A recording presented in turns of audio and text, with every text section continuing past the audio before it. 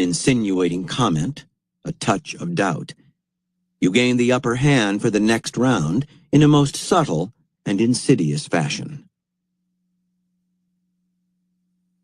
Reversal. There can be no value in ending anything badly. There is no reversal. Here are further reflections on the exit strategy. From the I Ching. If one overshoots the goal, one cannot hit it. If a bird will not come to its nest but flies higher and higher, it eventually falls into the hunter's net. He who in times of extraordinary salience of small things does not know how to call a halt, but restlessly seeks to press on and on, draws upon himself misfortune at the hands of gods and men, because he deviates from the order of nature. By Tacitus. They create desolation and call it peace. From All's Well That Ends Well, by William Shakespeare. All's well that ends well, still the fine's the crown. Whate'er the course, the end is the renown. From The Great Arab Conquests, by John Bagot Glubb. 10,000 Muslims then marched through the mountain valleys upon Mecca. Muhammad divided his force into 4 columns. Muhammad gave strict orders that no violence was to be used. His own tent was pitched on high ground immediately overlooking the town. 8 years before, he had fled from Mecca under cover of darkness and lain hidden 3 days in a cave on Mount Thor, which from his tent he could now see rising beyond the city. Now 10,000 warriors were ready to obey his least command, and his native town lay helpless at his feet. After a brief rest, he remounted his camel and entered the town, reverently touched the black stone, and performed the 7 ritual circuits of the Kaaba. Muhammad the Conqueror was not vindictive. A general amnesty was proclaimed, from which less than a dozen persons were excluded, only 4 being actually executed. Ikrimah, the son of Abu Jahal, escaped to the Yemen, but his wife appealed to the apostle, who agreed to forgive him. The Muslim occupation of Mecca was thus virtually bloodless. The fiery Khalid ibn al-Walid killed a few people at the southern gate and was sharply reprimanded by Muhammad for doing so. Although the apostle had himself been persecuted in the city, and although many of his bitterest opponents were still living there, he won all hearts by his clemency on his day of triumph. Such generosity, or statesmanship, was particularly remarkable among Arabs, a race to whom revenge has always been dear. His success had been won by policy and diplomacy rather than by military action. In an age of violence and bloodshed, he had realized that ideas are more powerful than force.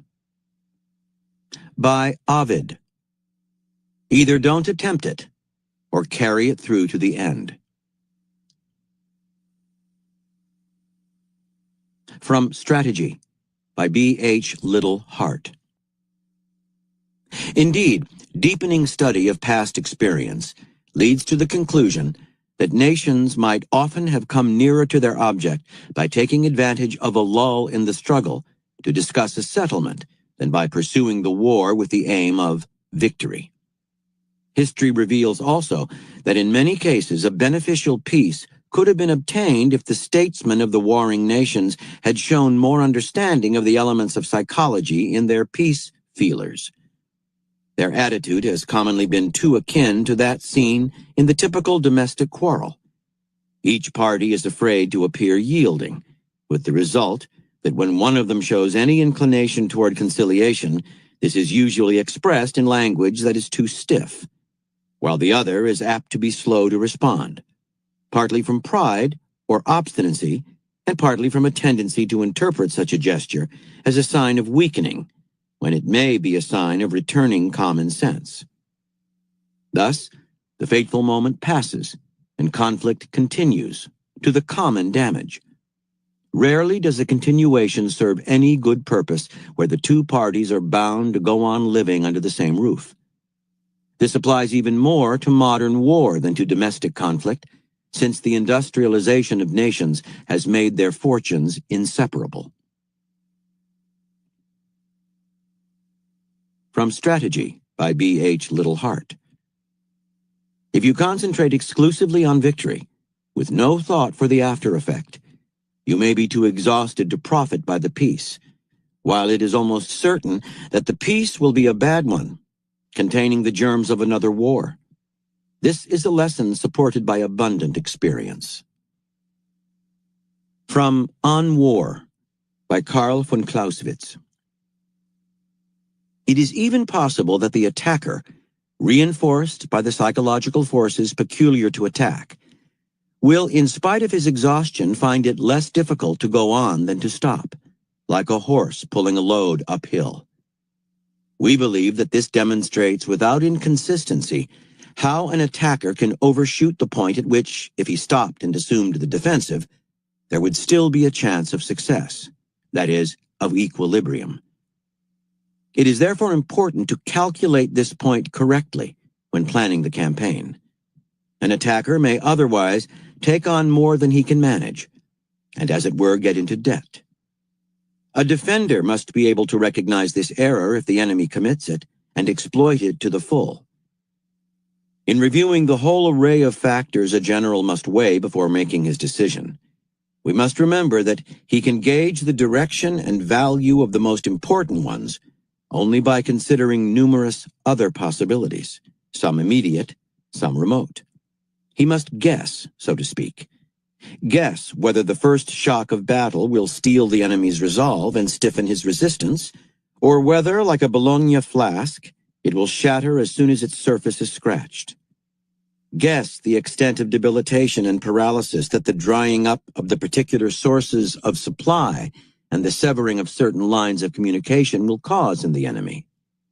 Guess whether the burning pain of the injury he has been dealt will make the enemy collapse with exhaustion, or, like a wounded bull, arouse his rage.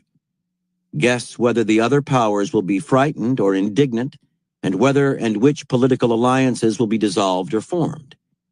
When we realize that he must hit upon all this and much more by means of his discreet judgment, as a marksman hits a target, we must admit that such an accomplishment of the human mind is no small achievement. Thousands of wrong turns running in all directions tempt his perception. And if the range, confusion, and complexity of the issues are not enough to overwhelm him, the dangers and responsibilities may. This is why the great majority of generals will prefer to stop well short of their objective rather than risk approaching it too closely, and why those with high courage and an enterprising spirit will often overshoot it and so fail to attain their purpose. Only the man who can achieve great results with limited means has really hit the mark. From The Mind of War by Grant T. Hammond. The great prize fighter Jack Dempsey was once asked, "When you are about to hit a man, do you aim for his chin or his nose?" "Neither," Dempsey replied. "I aim for the back of his head."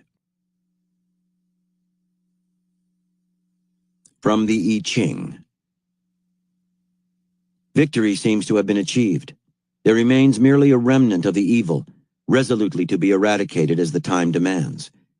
Everything looks easy. Just there, however, lies the danger. If we are not on guard, evil will succeed in escaping by means of concealment. And when it has eluded us, new misfortunes will develop from the remaining seeds, for evil does not die easily. From The General's War, The Inside Story of the Conflict in the Gulf, by Michael R. Gordon and General Bernard E. Traynor. CENTCOM's lightning war, Desert Storm, was over. It had been billed as a 100-hour blitz, but 3 years later it was still an unfinished war. Recalled Gordon Brown, the Foreign Service officer who